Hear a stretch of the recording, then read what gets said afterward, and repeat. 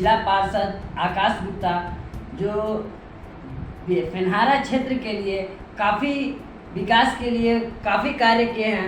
आइए हम मिलते हैं और उनसे जानने का प्रयास करते हैं कि क्या कारण है कि 2 बार जिला पार्षद रहे हैं और ये क्या कर दिए जो आज दोबारा में भी बढ़िया प्रदर्शन।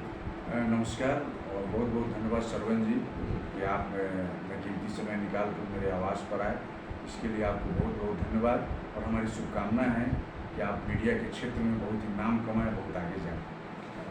सर ये बात हम जानना चाहेंगे कि जो अभी कुछ दिन पहले आपने ग्रिड को लेकर के जो मेसी ग्रिड में को हटा करके आप जो पकड़ी दयाल ग्रिड की बात किए थे, ये क्या है, ये किस दिशा में जा रही है? ये सरवन जी, जब से मैं मेरा ये दूसरा कार्यकाल है जी और मैं पहली बार भी था तो उस समय भी क्षेत्र में बहुत सारी समस्याएं थी जिसको हमने संघर्ष करके लड़ाई लड़के उसको ठीक किया, बिजली के क्षेत्र में अच्छा काम कराया। लेकिन मैं जब दोबारा चुनाव लड़ने गया तो मैंने लोगों का जो मांग था उसमें मैंने ये कमिटमेंट किया कि मेरा 5 साल में ये पहला प्राथमिकता के रूप में ये काम रहेगा कि मैं जो है इस काम को जो है मेसी ग्रिड से हटाकर पकड़ी दयाल ग्रिड से इसको जोड़ाऊंगा। और आप फेनहारा प्रखंड में 2 पावर सब स्टेशन है, एक गोविंदवाड़ा पावर सब स्टेशन है जो मेसी ग्रिड से जुड़ा है और दूसरा पावर सब स्टेशन है आप मरपा कह लीजिए या बिशुनपुर कह लीजिए जो पकड़ी दयाल ग्रिड से जुड़ा है।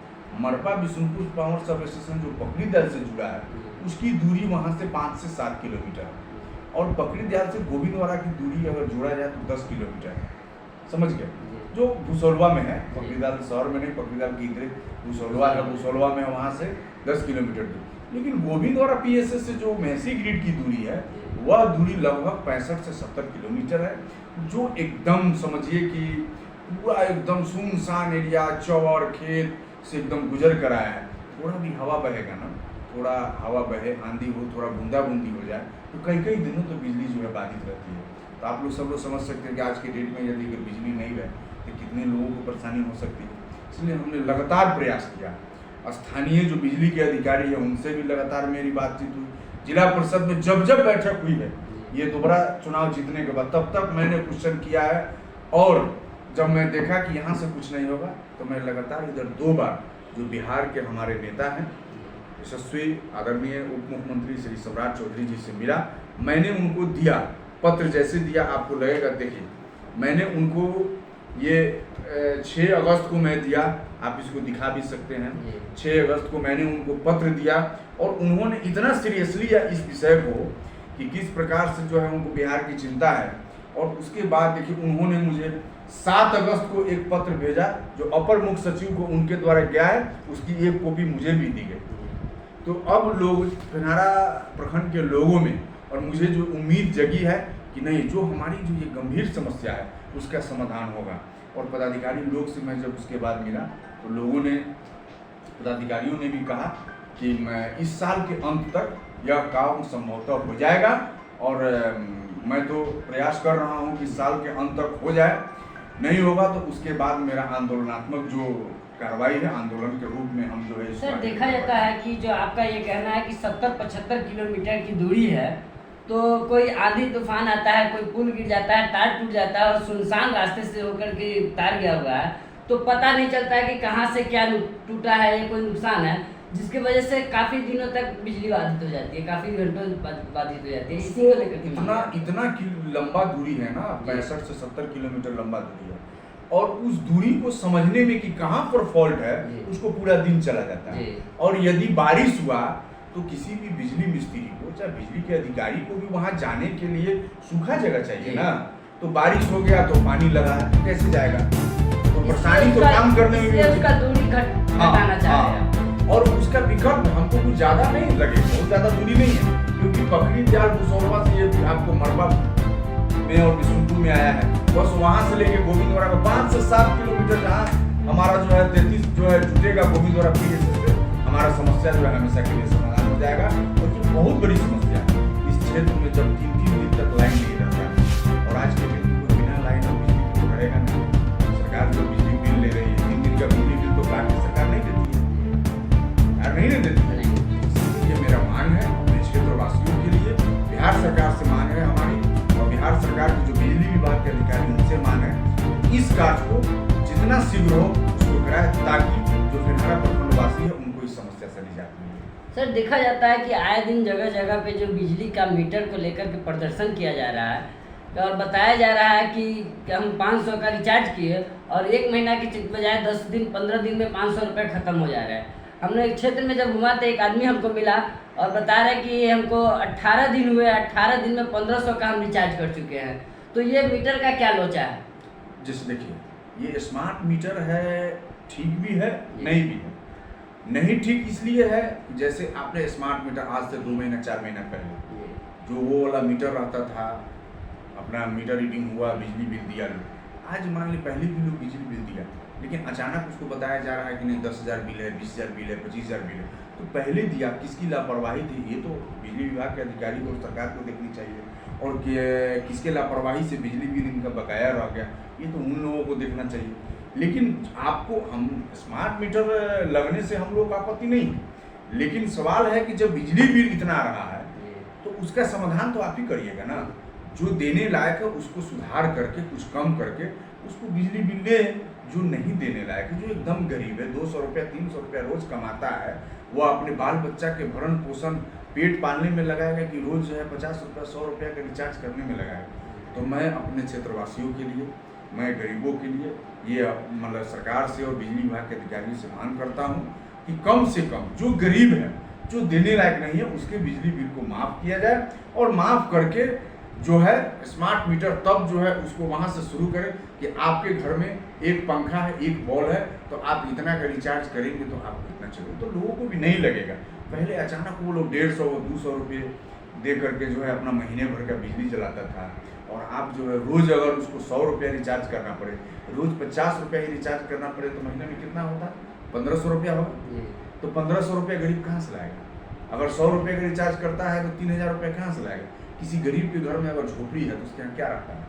उसके यहाँ एक बॉल होगा, बहुत ज़्यादा होगा तो 2 बॉल होगा, पंखा होगा, एक ऊपर का सीलिंग फैन होगा, नहीं होगा तो स्टैंड फैन होगा। बहुत घर में उसके पास टीवी है, ना फ्रिज है, ना कूलर है, ना एसी है, ना वॉशिंग मशीन है, कुछ नहीं है, फिर भी ज़्यादा पड़ने पर तो गरीब कहाँ से देगा? तो इसको ले सरकार के प्रति मतलब जो गरीब है, वो गरीबों में आक्रोश है कि नहीं, सरकार इस पर निर्णय ले और बिजली बिल जो हमको ज़्यादा लग रहा है उसमें सुधार करे, और सुधार करने के साथ कम बिजली हमको देना पड़े उसकी व्यवस्था हो। तब जो है लोगों में आक्रोश होगा। आप जगह जब जाकर लोगों से पूछिएगा, लोग आपको जरूर शिकायत करेंगे, और पहले बोले भी होंगे लोग कि भाई स्मार्ट मीटर लगने से जो है हमको इतना बिजली बिल देना पड़ रहा है, और उनके पास तो पैसा नहीं है तो बिजली काट दिया जाता है, बिजली काट दिया जाता है। अगर वो रिचार्ज नहीं होगा तो उनका बिजली कट जाएगा, काट दिया जाएगा। सर ये भी देखा जा रहा है कि कितने आदमी का जो बिजली का जो बिल है, बोला जाता है कि पहले शून्य करवा लीजिए उसके बाद मीटर लगेगा। मीटर लगेगा तो 24 घंटा 48 घंटा आपका चलेगा, उसके बाद लाइट कटेगी। लेकिन देखा जाता है कि वो शून्य करवा लेते हैं और 2-3 दिन तक घूमते रहते हैं, बिजली विभाग का चक्कर काटते रहता है, फिर भी कोई सुनवाई नहीं होता। सुधार होता है, हम लोग भी बिजली ऑफिस से मतलब वहाँ अधिकारी हैं, SDO हम लोग मिलते होते हैं, लेकिन उनके बस की बात नहीं। कोई SDO कोई जेई चाह कर भी उसकी बिजली बिल को कम नहीं करे। ये सरकार को निर्णय लेना चाहिए कि जो उस लायक नहीं है, जो 10,000 20,000 25,000 30,000 बिजली बिल देने में सक्षम नहीं है, उसके बिजली बिल को माफ करना चाहिए।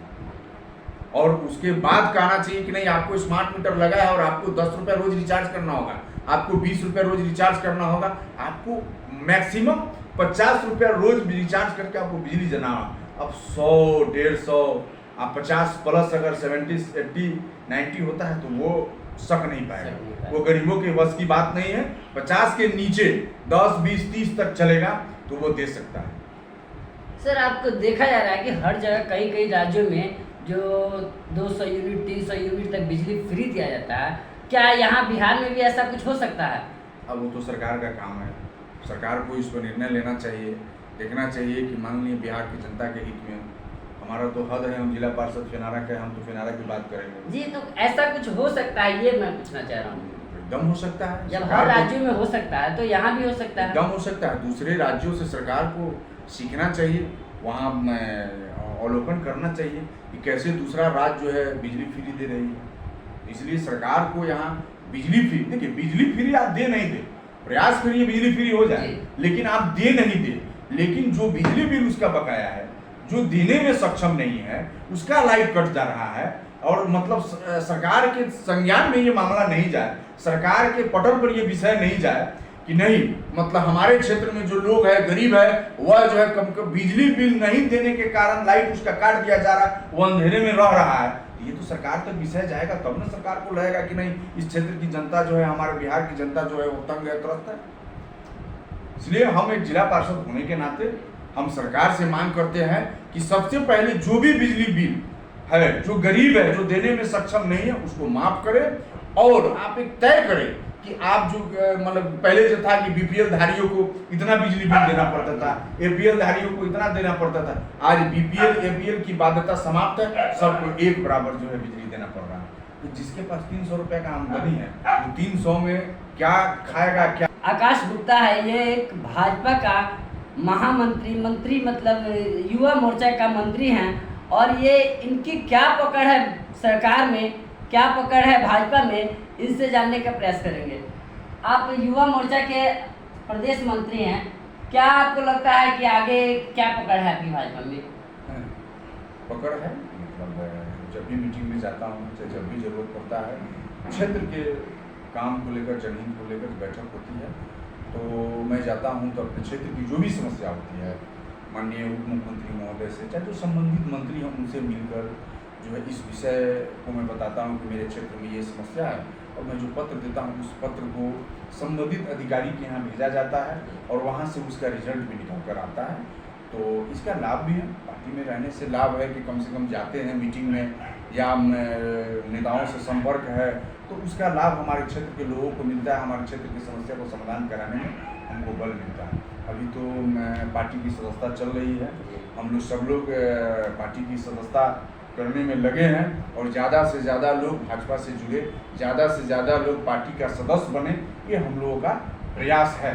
ये अभी आपको लगभग अक्टूबर तक चलेगा। सर, अभी जो आपका 2 साल 2 बार से कार्यकाल 2 बार का कार्यकाल रहा है जिला पार्षद का, और 3 साल बीत गया है और 2 साल और बचा हुआ है, तो क्या लगता है कि आगे का क्या आपका लक्ष्य है विकास को लेकर के? देखिए, आगे का लक्ष्य बहुत सी ऐसी समस्याएं हैं जो जिला परिषद मद से काम होता है। हमने सड़क का निर्माण कराया, सामुदायिक शौचालय का निर्माण कराया, यात्री शेड का निर्माण कराया, और आने वाले समय में भी जहाँ भी सड़क जरूरी का है उसका निर्माण होगा, यात्री शेड का निर्माण होगा, सामुदायिक शौचालय का निर्माण होगा, छठ घाट भी जहाँ जरूरत